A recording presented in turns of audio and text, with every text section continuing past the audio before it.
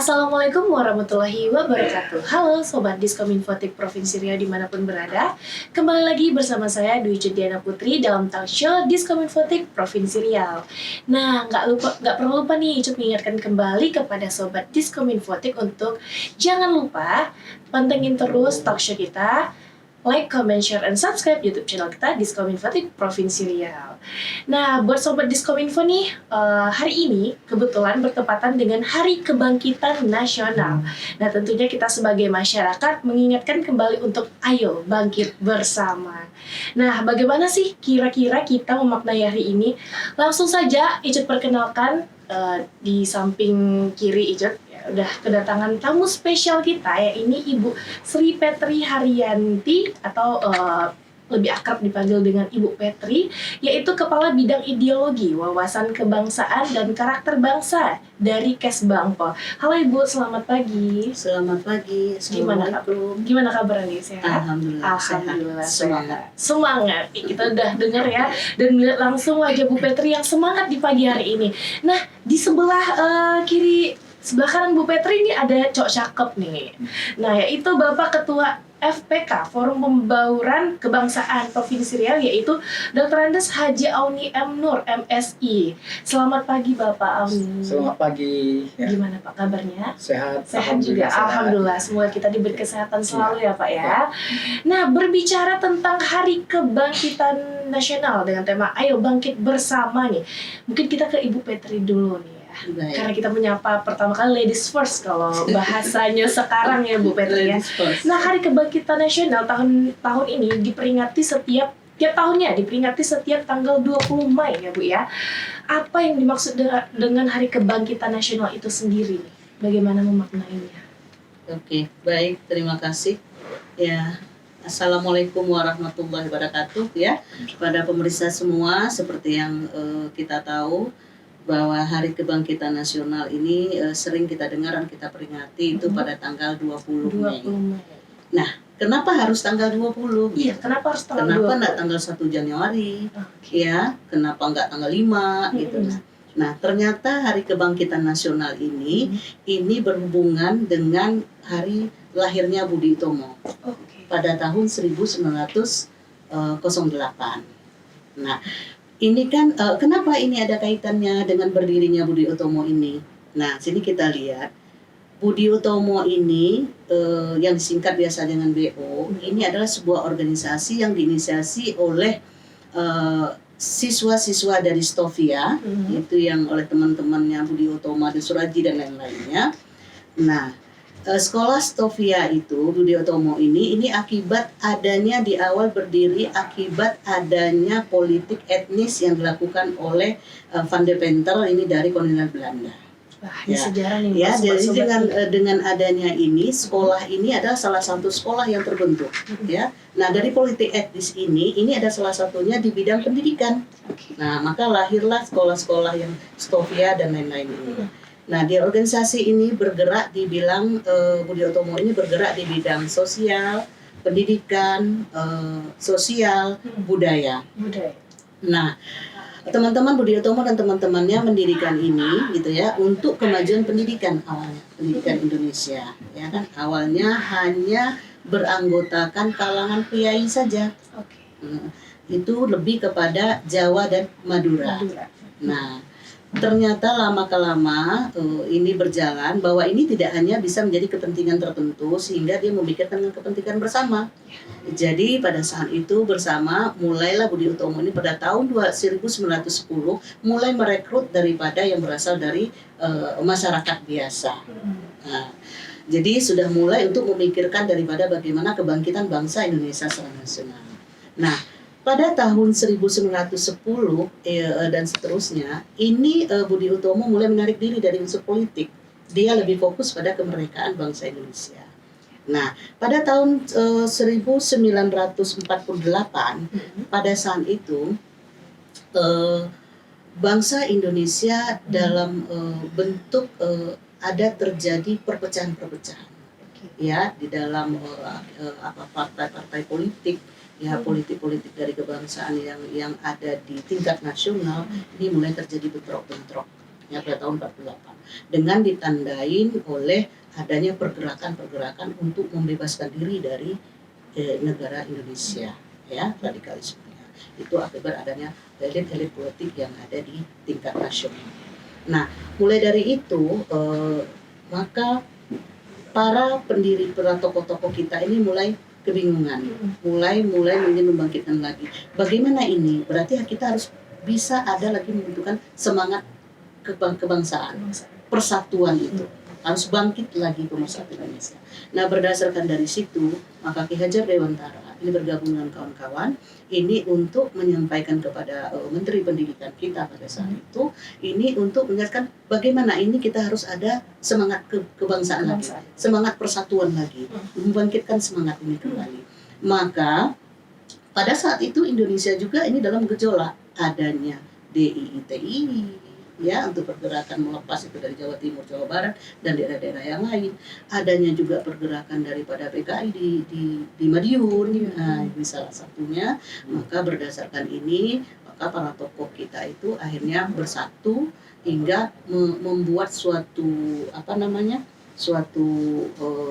gagasan gitu untuk membangkitkan semangat daripada bangsa Indonesia ini sebagai ujung tombak, ya, sebagai ujung tombak daripada hari kebangkitan ini. Maka pada masa itu berkumpullah mereka melihat tonggak-tonggak sejarah. Nah, organisasi apa yang ada di situ. Nah, pada saat itu juga Belanda kan ingin menguasai kita kembali. Iya, benar. Ingin mengambil kita kembali, ya kan? Ingin pada saat itu sudah merdeka. Nah, sementara ini kan kita sedang galau. Nah, jadi pada saat itulah akhirnya kita dibentuklah panitia dengan Ketua Ki Hajar Dewantara untuk menentukan peristiwa sejarah yang dapat dimonumenkan sebagai simbol persatuan Indonesia. Nah, lalu kenapa dipilih Budi Utomo sebagai tonggak itu?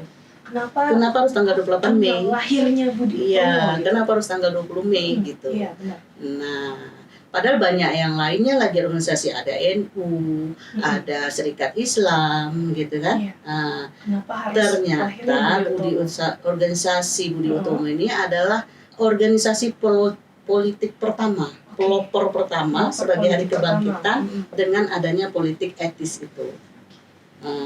Maka oleh karena itu oleh presiden pertama kita ditetapkanlah tahun 1948 itu 20 Mei sebagai hari kebangkitan nasional dan diikuti dengan Perpres nomor 1 tahun 1985 dan diikuti juga dengan Perpres nomor 18 tahun 2022. Nah, sehingga ditetapkan itu menjadi hari kebangkitan nasional. Itu dasarnya, makanya kenapa harus berorganisasi dengan Budi Utomo tadi, karena memang Budi Utomo ini adalah pelopor pertama dalam rangka kebangkitan daripada mahasiswa-mahasiswa pada saat itu yang ada di Stovia itu. Nah, tuh sobat, sekalian belajar sejarah kembali ya Bu Petri ya. Terima kasih sekali loh nih Bu Petri membuka sejarah baru lagi nih. Karena kalau berbicara tentang hari-hari kebangkitan nasional ini mungkin makin kesini tuh makin masyarakat itu tidak terlihat dengan hal itu. Mereka taunya hari kemerdekaan, hari pendidikan, benar ya Pak ya, hari pahlawan. Kalau untuk hari kebangkitan nasional ini jarang sekali nih kalau dilihat masyarakat zaman sekarang ya untuk flashback kembali apakah hari kebangkitan nasional itu penting untuk diingat. Itu tuh sangat-sangat penting. Gimana? Benar ya Pak ya? Nah, ke Pak Auni nih. Tadi kan kita udah dengar nih dari Bu Petri.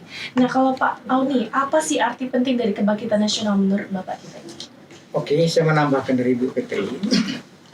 Sebetulnya sebelum hari kebangkitan itu, sebelum berdirinya Budi Utomo, perjuangan bangsa Indonesia itu dilakukan oleh daerah masing-masing.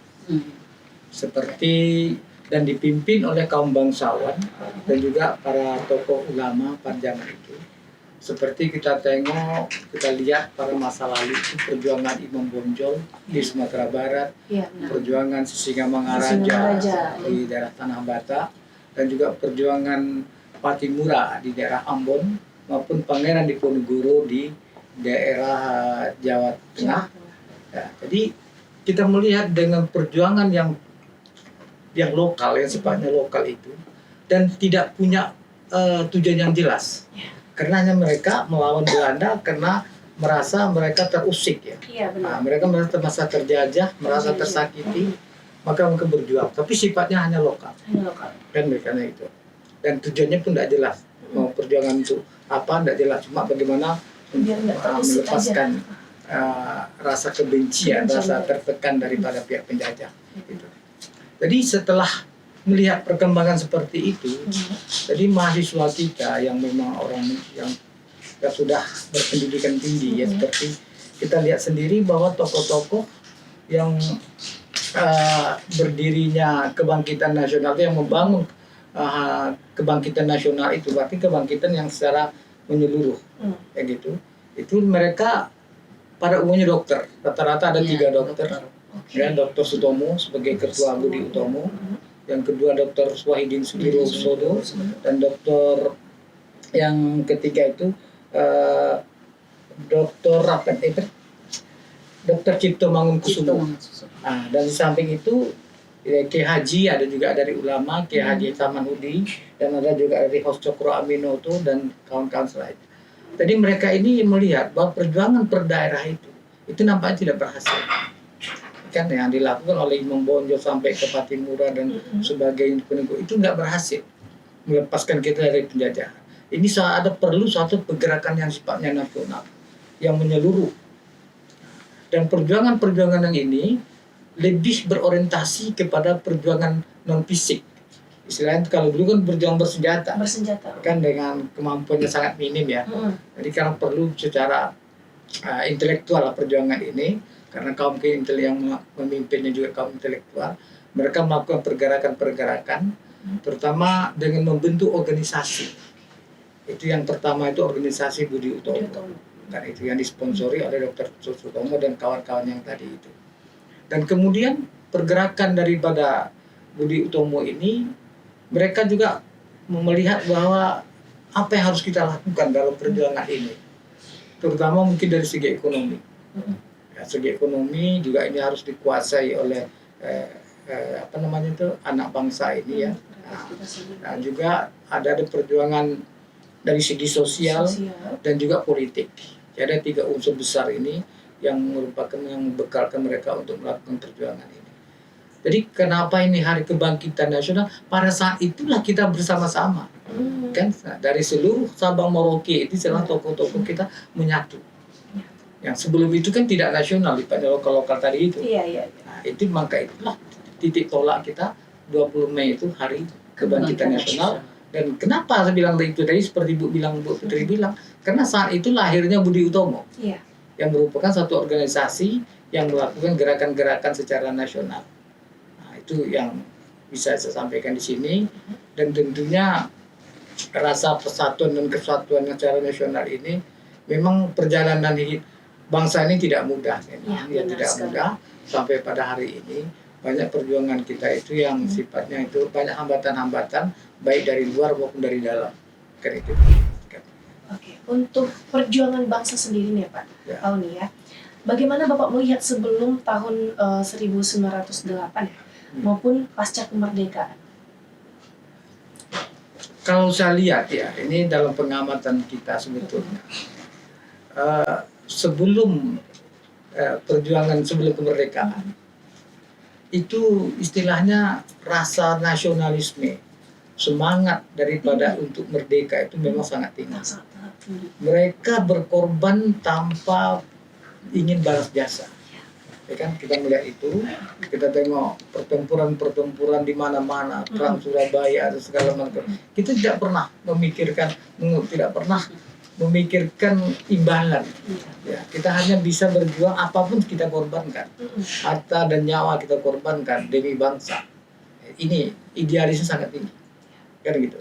Tapi kalau sekarang itu mungkin agak sedikit dalam pengamatan saya itu agak sedikit luntur ya. Karena rasa nasionalisme kita itu kadang-kadang masih ada sesuatu yang kita inginkan dari perjuangan kita. Nah, tapi tidak total kita itu betul-betul berjuang untuk bangsa ini. Ini kalau misalnya lihat seperti itu, kepedulian kita dengan rasa bagaimana meningkatkan daripada kesejahteraan bangsa. Sebab tujuan merdeka itu kan pertama Sejahterakan mensejahterakan bangsa. mensejahterakan bangsa kan itu. Nah, ini kita mau melihat mungkin saya pun tidak perlu komentar banyak mungkin karena kita sudah maklum semua bagaimana hal seperti ini kan itu. Mungkin Sobat Diskominfo juga merasakan hal yang sama ya Pak ya. Iya. Tanpa berbicara pun sudah terlihat ya Iya. Bu ya. Dan Kalau misalnya memang untuk saat ini, apalagi Indonesia ini butuh anak muda ya kan Bu ya. Pernah nggak sih Soekarno bilang berikan saya ya, 10 pemuda, ya kan, maka saya goncangkan dunia ini. Nah itu gimana nih Sobat Diskominfo dengan perkataan itu?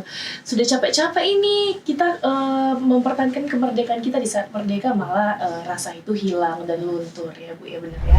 Terus apa sih Bu makna dari kita memperingati Hari Kebangkitan Nasional ini dengan tema Ayo Bangkit Bersama nih Bu Petri nih? Ya, jadi ini maksudnya dengan tadi dikatakan kenapa sih, apa maknanya setiap tahun harus kita laksanakan ini, ya kan? Dengan tema tadi adalah kita bangkit bersama.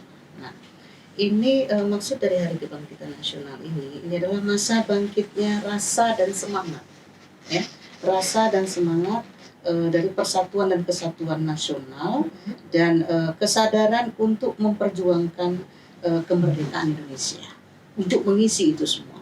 Yang tadi sudah dikatakan Pak Ketua tadi disinggung sedikit bahwa hari ini tidak menutup kemungkinan sudah kita bisa lihat sendiri. Iya. Semuanya ini sudah mulai tergerus. Bahkan mungkin kita saja tidak semua, jangankan orang di luar sana, kita di lingkungan ini saja mungkin sudah lupa kalau hari ini adalah hari kebangkitan. Hari tanggal 20 Mei itu adalah hari kebangkitan nasional. Karena itu apa? Karena jarang diingat. Tidak ada lagi upacara. Kalau masa-masa mungkin masa-masa kita kecil dulu Pak Ketua ya, itu ada upacara Hari Kebangkitan Nasional, hari pendidikan, hari apa. Nah ini Hari Kebangkitan Nasional ini kan hampir tidak ada, sudah beberapa tahun terakhir ini tidak pernah ingat, sehingga hampir lupa. Nah sementara kalau kita lihat dengan pengaruhnya globalisasi hari ini, pengaruh-pengaruh itu baik secara mungkin dari dalam maupun dari luar, ini sudah mulai menggerus semangat berbangsa kita, semangat bernegara kita. Walaupun mungkin khususnya untuk beliau ini belum begitu ya dikatakan memprihatinkan secara kita lihat kasat mata di luar. Tapi pada dasarnya sebenarnya ini bisa jadi menjadi gejala-gejala yang nanti akan memprihatinkan. Hari ini saja ini semangat-semangat sudah mulai tergerus. Contohnya saja nggak usah jauh-jauh, yang simpel saja kita ini. Semangat daripada generasi-generasi muda kita ini kadang-kadang sudah mulai menurun. Iya, benar sekali. Benar kan? Benar sekali. Benar sekali. Kenapa menurun saya katakan? Nggak usah jauh-jauh, kadang Pancasila aja udah nggak hafal. Iya, benar sekali. Jangankan implementasi daripada butir-butir itu sendiri, tapi dari Pancasila itu sendiri kita riset itu secara nasional, itu dari 100 itu 80% ada yang tidak hafal. Pada betul-betul Pancasila. Dan kami sendiri dari Bakes Mangpol juga ini walaupun tidak melakukan riset secara resmi, tetapi di dalam kami turun ke lapangan, di dalam tatap muka bertemu berkoordinasi, baik itu di Kota Pekanbaru maupun di daerah-daerah yang ada, ini banyak kami dapatkan. Misalnya pada saat kita memberikan sumber materi, memberikan apa kepada mereka, memberikan motivasi, itu mereka ada yang nggak hafal Pancasila. Iya. Hanya Pancasila. Apalagi kalau kita minta logo-logo lambangnya. Iya benar. Tambah tak tahu. Dan itu nyata loh. Itu nyata. Saya benar, temukan. Saya temukan. Nah, kemarin kita juga wawancara untuk anak-anak kita yang untuk persiapan berangkat untuk emak kebangsaan yang ada yang akan dilakukan oleh pusat nanti di Bogor pada tanggal 23 sampai 26 ya kalau nggak salah. Ini kita utusan Riau, itu ada 2 orang. Kemarin kita seleksi. Nah ini dalam pertanyaan-pertanyaan kita itu ya memang masih sangat-sangat ya, bukan berarti tidak mengerti ya. Nah, ini generasi muda, siswa SMA dan mahasiswa. Nah, sendiri. Kemudian semangat rasa cinta tanah airnya. Ya. Nah ini di cinta tanah air mungkin dengan diungkapkan dengan belajar disiplin yang tepat, belajar yang benar, ya kan, ini juga sudah sangat menurun. Apalagi kalau mau kita tinjau dari segi karakter. Bahwa hari ini kan kita membangun tidak hanya membangun dari segi pengetahuannya, tapi bagaimana membangun daripada karakter daripada anak bangsa ini. Kalau hanya ilmu Indonesia kita bangun pandai buat bom, tetapi tidak dilandasi dengan karakter, apa yang akan terjadi? Nah, bagaimana untuk membangkitkan rasa bersama berbangsa, bernegara? Semangat ini pun mulai menurun. Kita lihat usah jauh-jauh di lingkungan kita, keluarga kita segala macam. Anak-anak tidak mencintai lagi hal-hal kurang ya, bukan berarti tidak ya. Yang bernuansakan Indonesia. Ya. Biasanya kalau 17 Agustus sebelum 17 itu meriah ya. Meriah. Kalau dilihat kesini, Udah mungkin kita mulai bisa meriah. melihat sendiri. Bahkan tetangga nggak tahu hari apa ini. Iya. Ada apa orang ramai-ramai di tetangga sana? Iya. Ada lomba dalam rangka apa? Padahal mungkin orang dalam rangka memperingati sesuatu, memperingati hari besar negara kita, mungkin hari pendidikan atau hari apa. Kalau berzaman kita SD dulu ya Pak ya, setiap itu ada lomba. Apakah lomba menyanyi lagu wajib, apakah lomba olahraga, lomba apa. Ini bukan berarti tidak ada, tapi tidak menggaung di tengah-tengah masyarakat. Kurang semangat, sehingga rasa ini kepada anak-anak kita mulai menurun. Individualismenya lebih tinggi. Mereka hanya tahu itu apalagi acaranya saja dengan ya, ada ini gadget. Iya. Mereka hanya tahu upacara, balik upacara ya sudah habis. Nggak ada lagi rasa tenggang rasa, ya kan? Rasa bertanggung jawabnya akan sesuatu gitu. Ini bukan berarti sudah mulai menurun. Rasa-rasa kecintaan terhadap negara ini. Nggak usah jauh-jauh. Kita berjalan di jalan raya saja. Mobil bagus, cantik. Sampah. Iya, benar nggak? Sering ditemuin kan? Sering banget gitu. Nah, jadi kelasnya sudah oke ini, tetapi perlakuan sikap. Nah ini buang sampah itu saja, Mbak katakan ketua tadi, itu menjagakan yang dilakukan bahwa ungkapan kita cinta tanah air, membela negeri ini, ketahanan pertahanan nasional itu tidak hanya dengan orang bersenjata, tapi ada ketahanan pertahanan semesta yang memang dilakukan oleh kita untuk bangkit bersama menjaga. Sampah itu salah satu yang pun akan menurunkan, membahayakan dari segi kesehatan mungkin, ya kan, lingkungan. Kalau kita tidak sadar, tidak bangkit dalam hal ini, lingkungan kotor membuat kita kotor, kita lemah, gampang nggak nanti masuk penjajah segala macam. Bukan hanya penjajah dalam nyata tadi, virus yang baru berapa tahun ini kita alami, virus COVID. Nah, jadi dengan adanya semangat Budi Utomo tadi, semangat pendidikan ekonomi, hari ini pun kita masih memakai semangat itu. Bagaimana kita melawan itu untuk meningkatkan itu tadi. Nah, ini barangkali yang perlu sama-sama kita inikan kembali kepada generasi-generasi kita yang memang semuanya hampir kita lupakan. Kita hanya membangun segi fisik, benar. Tetapi dari segi mental dan karakter ini mulai menurun. Nah, ini mungkin ya dengan persoalan-persoalan, tantangan, hambatan dan tantangan yang kita punya. Peluang kita cukup banyak, apalagi Provinsi Riau. Tetapi kalau kita tidak pandai memanfaatkan peluang dengan hambatan-hambatan yang ada ini, Riau salah satu contoh, nggak usah jauh-jauh, kita tingkat narkoba juga termasuk tinggi, ya kan? Paham-paham sudah mulai ada, ya. Nah ini sebenarnya sudah mulai nampak gitu cara-cara seperti itu. Tapi itu tadi yang paling memperhatikan kita itu adalah perkembangan karakter. Dan tidak hanya narkotika saja nih yang menggoyang provinsi kita, cukup dengan LGBT juga. Ya. Itu harus diwaspadai. Iya. Bahkan katanya dalamnya ketuanya ada di Riau. Kita. Yang kita yang Riau bermarwah dengan religiusnya seperti apa, ternyata di dalamnya Pak Ketua. Nah, kebetulan kan Pak Ketua ini adalah Ketua Forum Penggawaran Kebangsaan. Forum Kebangsaan yang membawahi, membidangi daripada seluruh suku etnis, tokoh-tokoh masyarakat yang ada di Provinsi Riau khususnya. Ya, dengan tusinya yang memang ini dibentuk dalam berdasarkan amanat dari Permendagri nomor 34 tahun 2006. Nah, ya, jadi harus merupakan mitra pemerintah. Nah, yang Dewan Pembinanya termasuk juga daripada Kominfo ini sendiri.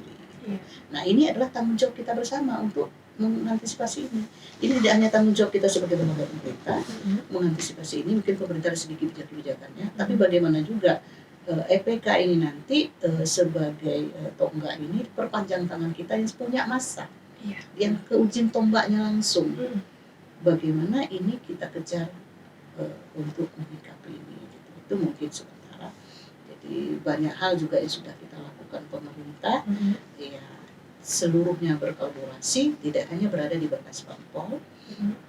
Memang semangat kebangsaannya dari sini karena kesatuan politik Iya, ya, kesatuan politik terutama dan itu merangkul itu semua.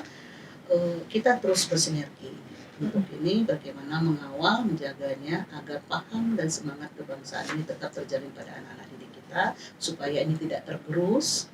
Kalau ini tergerus, sekarang saya juga kadang-kadang berjalan agak sedikit ada rasa kecewanya. Mm. Di samping tadi ini kita melihat yang kecil-kecil saja. Iya, iya. Kita lihat kadang-kadang tokoh, maaf ya, bukan berarti apa-apa. Anak-anak lebih bangga dengan bahasa-bahasa yang ya modern hari ini, Bahasa gaul. gaul ya, barbershop.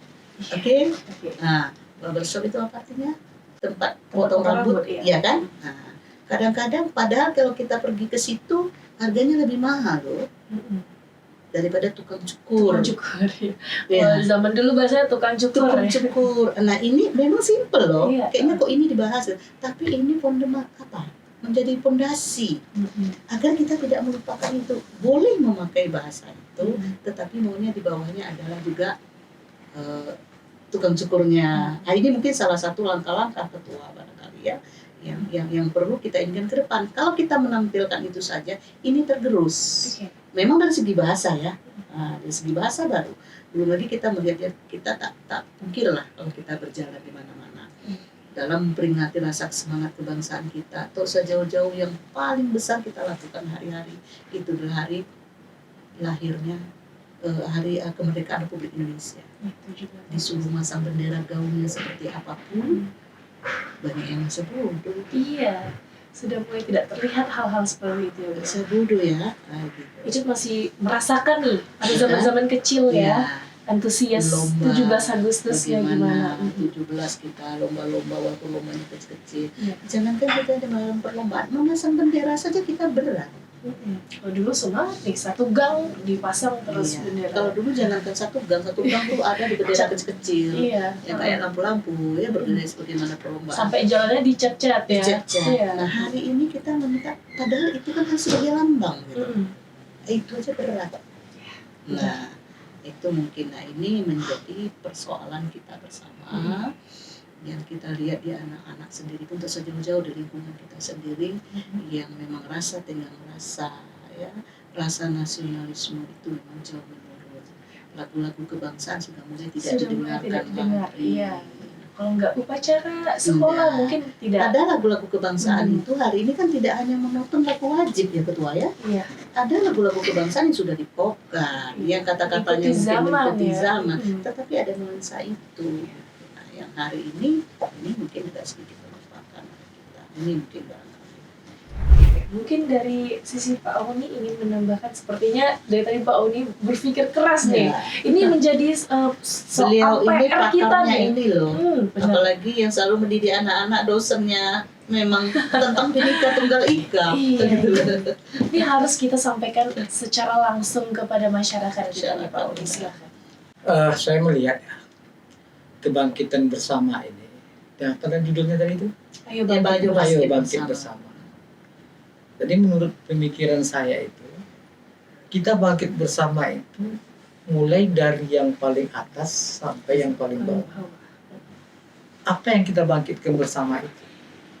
Menurut saya yang perlu kita bangkitkan bersama itu adalah idealis ya, daripada pemimpin masa lalu.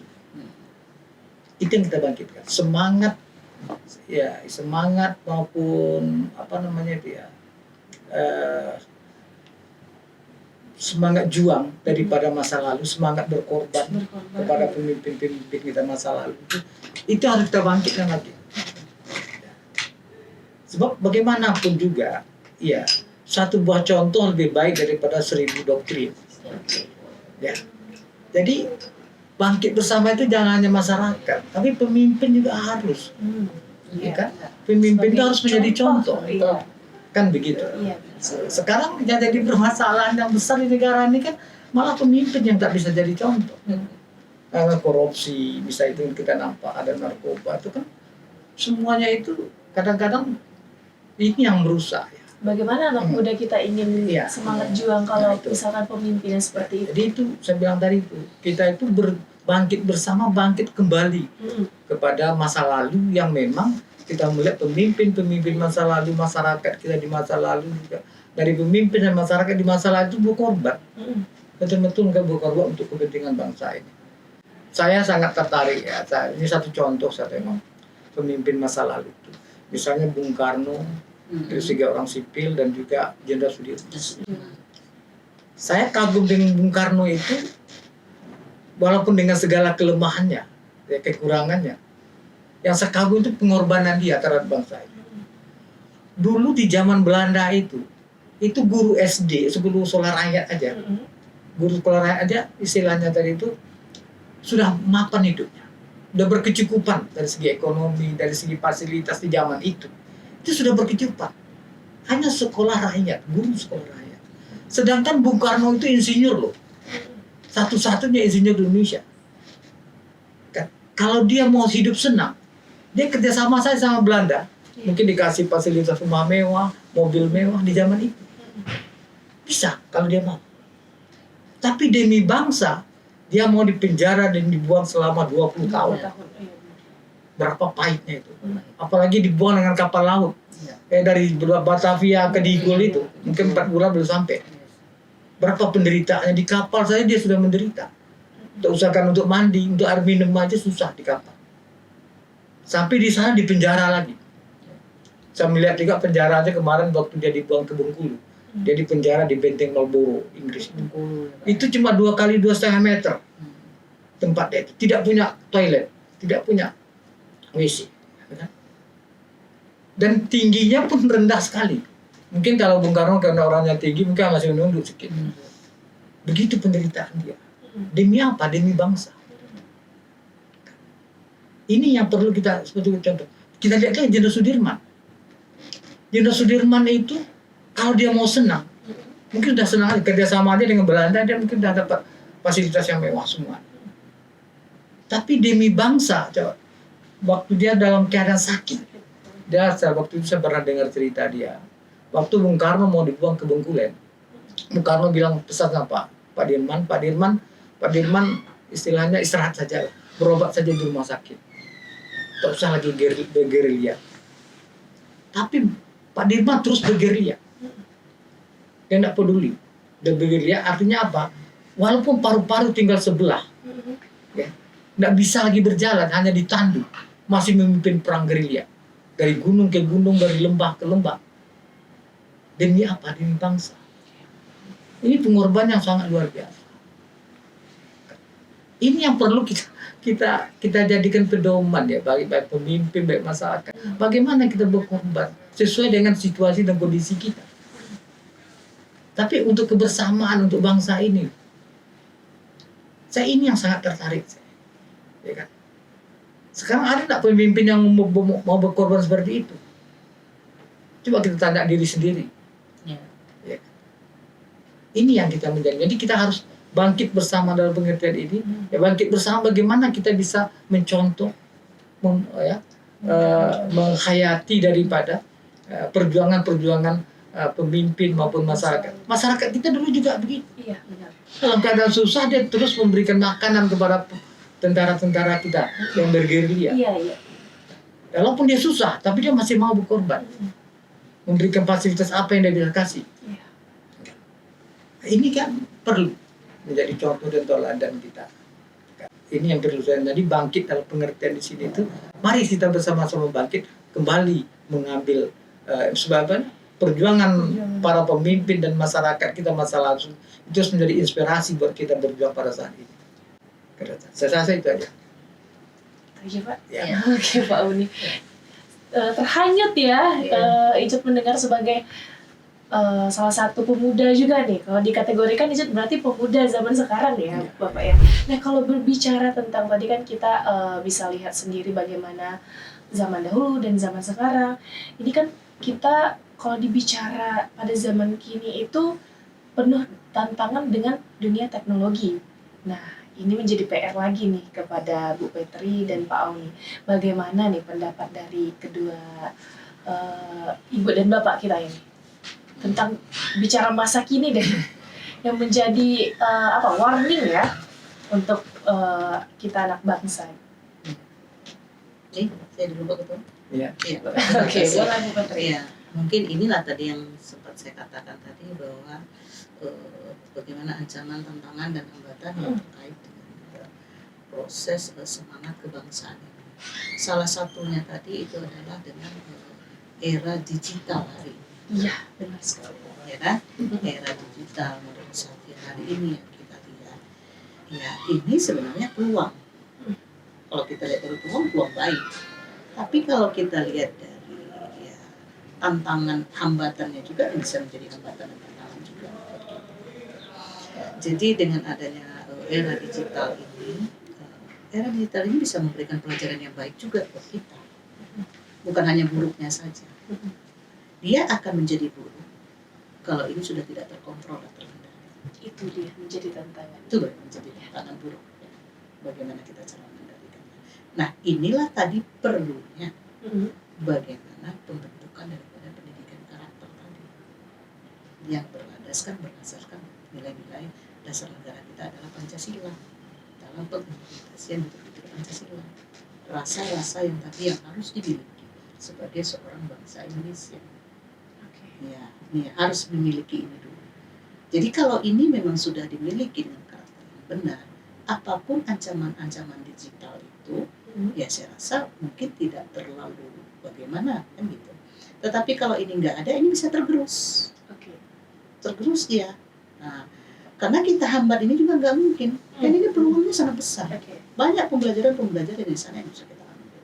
Nah, jadi inilah maka atas nama pemerintah kita selalu melakukan daripada sosialisasi, bekerja sama dengan elemen-elemen masyarakat maupun lembaga-lembaga yang ada, bagaimana terus menggaungkan daripada penanaman moral mental, terutama di lembaga yang memang menangani itu buat anak-anak didik kita ya, yang ada di mungkin di bawah naungan dinas pendidikan dengan berbagai macam ya langkah-langkah yang dibuat para pemimpin-pemimpin kita untuk merawat dan mengawal ini. Nah, apalagi dengan perkembangan zaman hari ini, pola-pola kurikulum segala macam ini mulai berubah. Kalau pada fase-fase saya, apalagi pada fasenya Pak Auni yang memang mengalami, saya rasa Pak Auni ini mengalami pada fase-fase tahun 48, tahun 47 ya Pak ya, tahun 45 ya Pak ya, ada walaupun mungkin masih di usia-usia dini. Gitu. Nah, pada fase-fase ini mungkin itu tadi contoh kita benar gitu boleh dikatakan. Nah, kalau sekarang ini kan sudah mulai contoh tadi juga sudah tidak bisa menjadi figur. Nah, ini yang perlu kita tanamkan kembali, kita tingkatkan lagi semangat pendidikan karakter yang benar tadi yang ada. Nah, kalau ini sudah punya dan orang tua pun dalam mendidiknya sudah punya, kita lihat hari ini gimana generasi muda kita walaupun banyak yang baik, tetapi ada juga yang terjadi di tengah-tengah masyarakat hari ini yang bisa merembet kemana-mana akibat dari perlakuan generasi muda. Dan kita tidak bisa menyalahkan ini adalah salahnya daripada generasi muda saja. Ini adalah generasi tua sebagai orang tua, sebagai segala macam. Makanya pendidikan karakter itu sangat penting. Sangat dikuatkan. Makanya dari tadi Bapak Semangpol ada beberapa program untuk itu. Salah satu ada program peningkatan pengembangan pendidikan karakter keluarga, penumbuhan pendidikan karakter keluarga yang dimulai daripada fase ada 4 fase daripada pola asuh anak itu, dimulai dari fase 0 bulan sampai lahir, dimulai 1 tahun sampai 6 tahun fase golden age-nya, dimulai fase 7 sampai fase ini sampai fase 18 sampai fase berapa itu 22 atau berapa fase remaja. Nah, inilah yang perlu kita tingkatkan untuk mengantisipasi persoalan daripada pengaruh digital yang ada. Gitu. Nah, bagaimana memberikan pendampingan pemahaman pendidikan kepada anak agar anak tidak tergerus dalam suasana ini. Dan ini kan kalau dilihat buruknya sangat banyak buruknya, dilihat baiknya juga sangat banyak baiknya, dan ini tidak bisa kita bendung. Gitu. Jadi bagaimana membendung ini ya memberikan pendidikan, menanamkan pendidikan kepada anak-anak dengan berasaskan Pancasila yang ada di kita.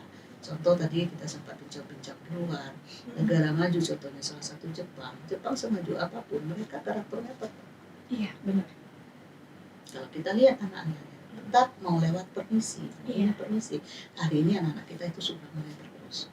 Nah ini menjadi tanggung jawab kita bersama. Mudah-mudahan semua kita ini prihatin, atau semua kita tak peduli, atau semua kita menganggap ini kalau yang begitu anggap kampungan. Iya. Kalau bener kan? Iya, benar. Nah, yang kotaan yang begini loh, yang modernnya yang begini. Nah, kadang-kadang inilah yang salah kaprah itu. Yang perlu kita bangkitkan kembali. Mungkin gitu. Untuk nilai-nilai kebangkitan nasional di pendidikan kita sendiri nih Bu Petri, itu bagaimana saat ini? Mungkin masyarakat awam Ya. untuk hal-hal seperti itu. Sebenarnya nilai-nilai ini gitu ya, itu tadi bahwa tugas-tugas kita ini di pendidikan itu kan di bawah naungan daripada bimbingan seorang guru ya. Ya tentu dengan ada landasan dasar-dasar yang mereka pakai ya untuk dalam proses untuk peningkatan bagaimana kualitas pendidikan yang ada di Indonesia terutama yang ada di dunia. Nah hari ini kita lihat anak-anak kita ya, bukan berarti tidak ada tadi saya katakan, tapi untuk hal-hal tertentu itu tadi sudah memang mulai tergerus. Kenapa? Karena kalau zaman dulu untuk semangat kebangsaan dan moral ini pendidikan itu memang khusus. Ada nama pendidikan PMP ya Pak ya, zaman dulu. Kemudian ada lagi P4. Kemudian ada lagi untuk melihat perjuangan-perjuangan PSPB. Nilai-nilai sejarah semuanya dicekokin oleh guru kita. Zaman itu tuh kalau nggak salah PPKN. Nah, antara PMP dan PPKN kan isinya sedikit sudah mulai berubah ya. Karena mungkin dengan kebutuhan daripada perkembangan zaman tadi. Hanya saja dalam pengimplementasi apapun bentuk itu. Ya, apakah PPKN, apakah PMP atau ada atau tidak. Hari ini ada dengan kurikulum baru, kurikulum kemerdekaan dan segala macamnya yang semuanya sebenarnya isinya ada di situ pendidikan karakter. Yang terbentuk berdasarkan Pancasila. Hanya saja mungkin dalam pengimplementasian melakukan sehari-hari ini tidak tercapai dengan baik, ya kan? Nah, tidak terintegrasi dengan baik gitu. Kalau pada fase-fase kami dulu ini ada integrasi pola antara imtak dan inteknya. Inteknya seperti ini, imtaknya bagaimana? Sehingga di imtak ini masuklah karakter, di inteknya adalah teknologinya, knowledge-nya, pengetahuannya seperti apa. Nah hari ini kadang-kadang kebanyakan kita hanya mengejar pada fase nilainya, ya kan? Mengedukasi nilainya, butuh nilai 6, 7, 8. Tetapi bagaimana komitmen perubahan dari nilai 8 ini diikuti dengan perilaku sikap juga harus 8. Itu yang belum. Bukan berarti belum sama sekali ya, belum maksimal. Bahwa anak yang mendapat nilai 8, dia punya kepribadian 8 juga loh. Benar nggak? Benar. Dengan dia memahami mendapatkan nilai agama 8, berarti dalam proses beribadah, ibadah itu tidak hanya melakukan sholat, tapi bagaimana implementasi dalam sikap akhlak yang lainnya. Nah ini belum tentu 8. Nah ini kenapa? Karena itu tadi mungkin dalam proses-proses pembelajarannya yang masih memang ya perlu kita tingkatkan. Namun saya yakin benar teman-teman di pendidikan ini sudah ada pola-pola tersedia hari untuk mengejar itu, dan ini menjadi tanggung jawab kita bersama. Jangan sampai tadi yang dikatakan ketua pada saat kita bincang-bincang, tugas yang 2 itu mendidik dan mengajar hanya sampai pada pola mengajarnya saja. Mendidik, sebenarnya mendidik itu adalah lebih penting. Kalau anak terdidik dia akan belajar dengan sendiri. Iya benar. Benar kan? Benar. Maka saya selalu katakan pada saat di pendidikan, saya tidak bangga loh, bukan berarti tidak bangga ya. Sekolah misalnya yang canggih, yang bagus, ya wajar bagus karena inputnya oke loh. Yang masuk anaknya punya nilai tinggi. Iya benar. Yang masuk kesadaran orang tuanya akan pendidikan tinggi. Fasilitas sekolahnya oke. Benar kan? Benar. Jadi kalau sekolah itu bagus, ya biasa-biasa saja dong. Kalau tak bagus, baru luar biasa bobroknya. Iya. Benar kan? Iya benar. Iya kan? Bukan hanya gurunya lagi, anak itu sudah punya motivasi tinggi untuk belajar. Iya, benar. Tanpa guru pun dia tetap belajar. Belum lagi orang tuanya les kan, orang tuanya ya wajar. Tetapi kalau mau melihat pendidikan sebenarnya itu di mana? Di sekolah-sekolah biasa yang outputnya beragam, inputnya beragam, nilai ini, keberadaan orang tuanya beragam, sosial orang tuanya beragam. Kalau dia oke, nilai maupun karakter terbentuk di situ oke, itu luar biasa. Nah, inilah yang perlu hari ini mungkin yang perlu kita sikapi, yang tidak usah terlalu muluk-muluk, tapi bagaimana pembentukan karakter ini dulu kepada anak-anak didik kita. Nah, di program-program pendidikan itu semuanya ada. Dan itu dimulai dari kita. Tidak usah contoh jauh-jauh, kita berjalan ke sekolah saja. Kadang-kadang dibandingkan dengan sekolah-sekolah yang ada, bukan berarti di Indonesia tidak ada ya, tapi kebanyakan kita aja bagaimana penyambutan mereka, itu kan sudah mulai didikan. Bagaimana mereka menerima tamu, bagaimana mereka bertata krama di situ. Nah, itu sudah mulai. Nah, ini untuk pendidikan kita hari ini, ya kita terus bersegi, dan kami berharap, dan ini bukan hanya menjadi tugas daripada pemerintah saja, ini lebih pada tugas daripada kita semua sebagai anggota masyarakat, terutama dalam lingkungan rumah tangga, dalam proses melakukan pendidikan. Nah, ini dikatakan ketua tadi, dalam rangka menjadi hari kebangkitan nasional, mari kita bangkit. Bukan hanya bangkit dari segi mana, tapi dari segi pembentukan dari bawah. Bangkit untuk sikap yang benar, bangkit untuk bagaimana secara benar dalam proses pengimplementasian daripada butir-butir Pancasila yang ada di 5 sila yang ada, yang sudah merangkum semua itu dalam hubungan kita secara sosial. Urusan kita dengan kuasa secara vertikal berbeda, itu ada dasar dan berdasarkan agama kita masing-masing. Secara horizontal itu kita berlandaskan daripada Pancasila. Wah, luar biasa nih Bu Petri. Pak Auni, pertanyaan yang sama nih Pak, dari sisi FPK sendiri nih, menjadi jembatan juga ya masyarakat ke pemerintah sendiri. Ini tadi kan masalah apa tadi sama Ibu Petri tadi? Bagaimana anak zaman dengan teknologi, Iya, dunia iya, digital, iya. semangat kebangsaannya bagaimana? Sebetulnya masalah karakter itu pendidikannya ada bermacam-macam. Pertama itu yang pertama jadi pokok utama itu pendidikan di rumah tangga, di mana baik bapak, ibu, dan keluarga yang ada di rumah itu seperti menjadi teladan. Ya. Jadi pendidikan di rumah itu nomor satu. Yang kedua pendidikan di sekolah. Itu juga sangat berpengaruh terhadap untuk meningkatkan karakteristik. Dan pola pikir. Nah, yang ketiganya itu juga lingkungan. Lingkungan itu juga pendidikan. Iya, Ya kan? benar sekali. Jadi kita melihat lingkungan yang baik dengan pendidikan yang baik di sekolah maupun di rumah itu hasilnya pasti baik. Kan itu. Jadi tidak bisa satu pihak saja, tapi banyak hal yang berpengaruh terhadap pembentukan karakter pendidikan daripada anak-anak atau generasi muda kita. Ya. Masalah teknologi saya rasa berpengaruh, tapi kalau saya melihat contoh Jepang, itu teknologi paling tinggi lah. Ya, kemajuan teknologi Jepang itu luar biasa. Tapi adab dan adat masyarakat Jepang itu tidak tergerus. Saya melihat di YouTube itu, anak-anak sekolah SD itu menyeberang jalan.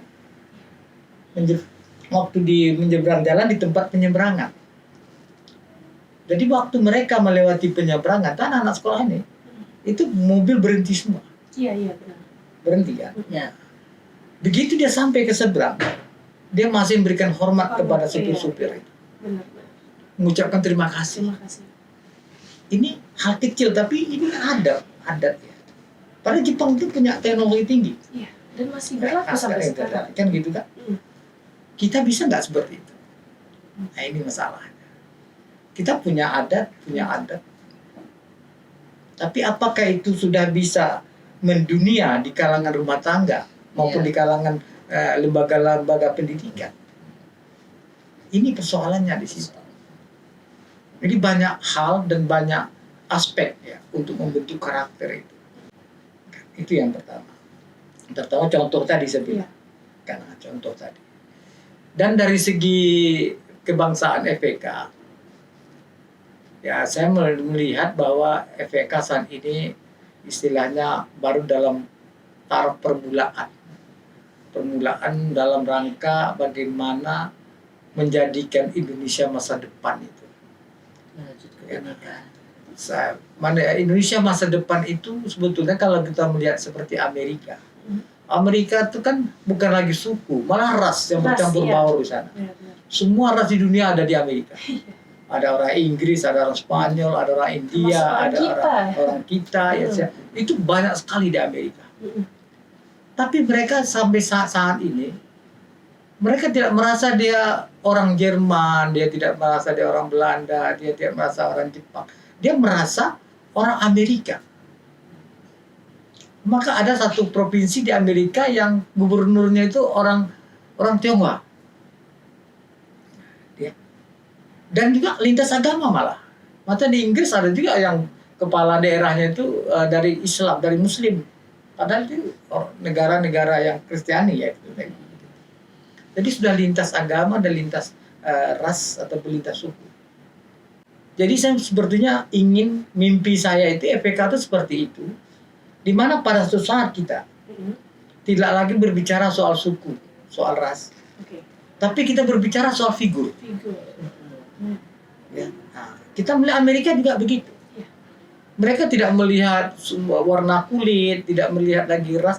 Kalau memang figur itu mampu dan punya kemampuan baik dari segi ilmu, ya, ilmu pengetahuan maupun dari karakter yang bisa dicontoh, dia akan pilih itu. Iya. Kan? Amerika. Contoh siapa? Contoh Obama. Obama itu kulit hitam loh. Hitam. Sedangkan Amerika itu mayoritasnya kulit putih. Tapi dia tidak melihat warna kulit lagi, tidak melihat lagi daripada suku atau ras tadi, tapi dia melihat figur. Ya. Saya mimpi saya seperti itu nanti. Indonesia itu seperti Amerika itu saat ini. Tidak mikirkan lagi suku, bangsa, agama, tidak perlu. Yang penting figurnya.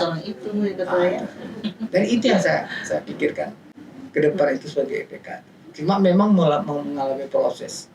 Ya, Amerika itu sudah di tahun 700-an ya, 1700 sekian merdeka. Kita kan baru 1019 ya, hampir 300 tahun keduluan.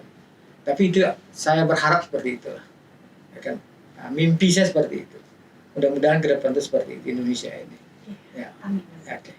Dan juga melihat, saya juga berharap sebetulnya bagaimana terutama para pemimpin dan masyarakat, ya kan, pemimpin dan masyarakat bisa berlaku jujur lah, ya. Kita melihat seperti Finlandia. Finlandia itu suatu negara yang tidak punya hasil bumi, tidak punya hasil bumi, tidak punya istilahnya produk-produk yang bisa menjadi kekayaan daripada negaranya. Tapi itu negara paling makmur di dunia. Iya, benar. Finlandia. Ya, kan? Kenapa? Setelah saya pelajari, kuncinya hanya satu. Kejujuran dan keadilan. Dari pemimpin sampai ke masyarakat. Malah orang penjara aja jujur. Kan itu yang susah ditemukan kan, di ya, Indonesia. Ya. Kan begitu? Iya. Nah, orang penjara jujur. Penjaranya nggak pakai tembok, nggak pakai apa. Dia tidak mau keluar dari sini. Ini masalahnya kuncinya di situ. Jadi kalau negara ini mau seperti negara yang paling makmur itu tadi, apalagi kita punya hasil bumi, punya kekayaan alam ya, kan? Dua saja kuncinya, jujur dan adil. Bisa, hanya itu aja, selesai itu semuanya. Kan? Mungkin komentar saya itu aja. Kalau berbicara Indonesia ini adatnya banyak, ada istiadatnya banyak, rasnya juga banyak ya Pak ya. Kenapa di negara lain bisa, kenapa kita tidak? Nah, itu menjadi salah satu tanda kutip ya untuk kita ya. Nah, ada tambahan lagi nih Pak Uni.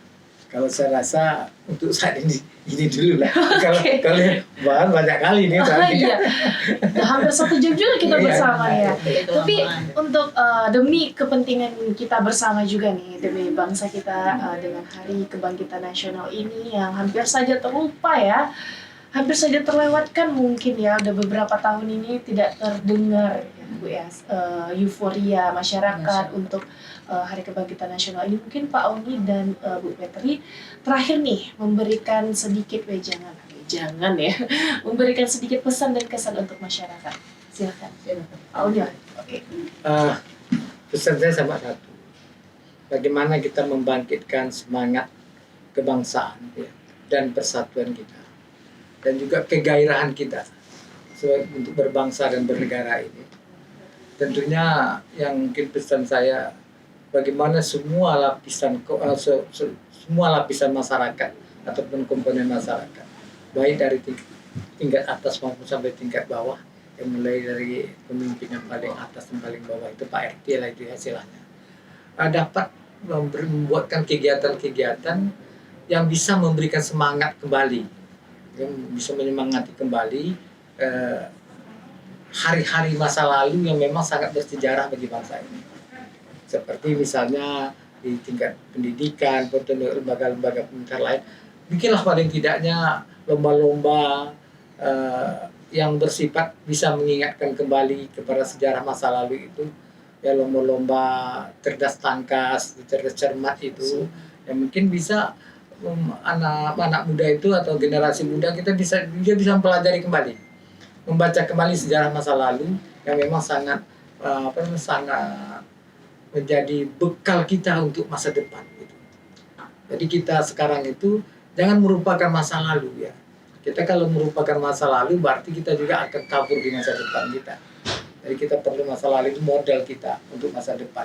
Jadi karena itu mari bikinlah kegiatan-kegiatan yang pada setiap peringatan Hari Nasional itu ada kegiatan-kegiatan yang bisa menambah wawasan, yang bisa menambah pengetahuan, dan mudah-mudahan itu bisa menjadi bekal bagi generasi milenial untuk menjadi Indonesia masa depan yang lebih baik. Oke, silakan Bu Petri. Ya, mungkin ya seperti yang dikatakan ketua tadi ya kan, tidak jauh berbeda juga ini bagaimana cara kita membangkitkan dalam rangka memperingati daripada Hari Kebangkitan Nasional ini, bagaimana kita membangkitkan semangat rasa ya kepedulian kita terhadap negara ini, terutama bagaimana agar tidak terjadi hal-hal yang tergerus seperti persoalan-persoalan yang ada tadi ya. Kita menghimbau kepada seluruh masyarakat, baik itu elemen lembaga maupun masyarakat paling bawah ya, sebagai ujung tombaknya, mari kita kembali ya, kata ketua tadi, kembali pada masa lalu, jas merah, jangan lupakan sejarah ya kan? Bagian-bagian daripada hal-hal yang lama itu untuk menjadi dasar kita dalam menjalani kehidupan sehari-hari dalam berbangsa dan bernegara ya. Tidak meninggalkan, walaupun kita berada di dalam zaman era digital seperti ini, membangkitkan kembali semangat-semangat ini, nilai-nilai luhur yang ada terkandung di dalam dasar negara kita, Pancasila, itu sebagai dasar hidup kita bernegara dan berbangsa. Nah, kami juga mungkin selama pemerintah ya, Provinsi Riau terutama ini yang mengelola daripada kesatuan bangsa ya, mengajak kita semua dalam seluruh masyarakat untuk mengawal semangat kebangsaan. Semangat kebangsaan ini tidak perlu besar-besaran sosialisasi harus bagaimana di tingkat RT RW, di tingkat arisan PKK dan seterusnya, bagaimana kita mengingatkan kembali dalam proses penumbuhan karakter baik, semangat berbangsa dan bernegara. Apalagi tidak lama lagi kita sudah tahun ini kita sudah mulai memasuki awal-awal daripada memasuki tahun politik. Nah, ini adalah bagian daripada pola kita berbangsa bernegara. Nah, kita harus punya semangat walaupun kondisi tepat, bagaimana kita menyampaikan kepada masyarakat untuk menggunakan hak-hak pilih yang benar, untuk tetap ikut berpartisipasi dalam pesta demokrasi ya kan, jangan golput, jangan ini, bagaimana menambah tumbuh rasa cinta tanah air itu, cinta ya, rasa tanggung jawab, rasa disiplin dan segala macamnya. Ini salah satunya bagaimana kita mengikuti ini secara baik dan benar dan ikut mensosialisasikan di tengah-tengah masyarakat yang ada. Kemudian yang kedua, ada ini amanat dari pemerintah kita ini dalam rangka memperingati hari kemerdekaan Republik Indonesia, mulai diikuti hari ini dengan Hari Kebangkitan, kemudian nanti 1 Juni itu udah hari lahirnya Pancasila. ini ada suatu gerakan yang dibuat, itu ada namanya gerakan 10 juta bendera. Ini juga adalah bagian daripada cara mengungkapkan bagaimana kita mencintai tanah air. Nah, walaupun bagaimana kita dengan mengenal dan mengingat daripada lambang, walaupun hanya melalui lambang negara kita, itu adalah bendera merah putih.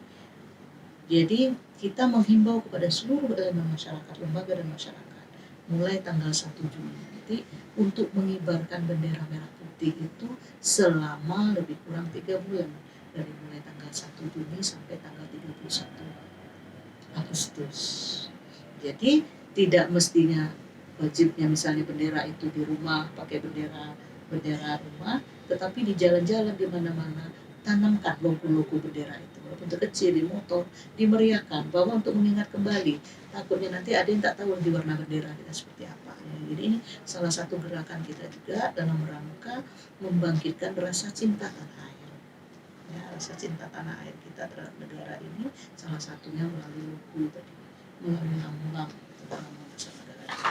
Ini juga kami menghimbau nanti kepada seluruh masyarakat untuk memasang daripada bendera-bendera, apakah itu bentuknya bendera seperti ataupun dalam bentuk logo-logo merah putih tadi. Nah, ini barangkali, dan mari kita bangkit dengan tema tadi, bangkit bersama, bangkit dalam segala hal apapun, mulai dalam penciptaan daripada karakter daripada anak-anak bangsa kita yang memang berlandaskan daripada Pancasila, 4 konsensus yang kita punya. Betul-betul Pancasila, Undang-Undang Dasar 45, Bhinneka Tunggal Ika, rasa semangat persatuan dan kesatuan bangsa yang ada, dan juga untuk mengawal daripada NKRI. Mungkin ini lebih dan kurang, maaf. Terima kasih.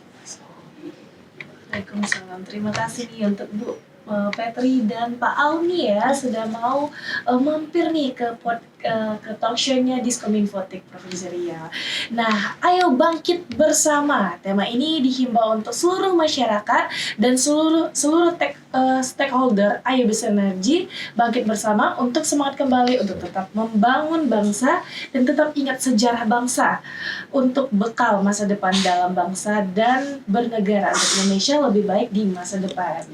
Oke pemirsa, saya Duci Diana Putri mau undur diri. Wabillahi taufiq wal hidayah. Wassalamualaikum warahmatullahi wabarakatuh. Waalaikumsalam.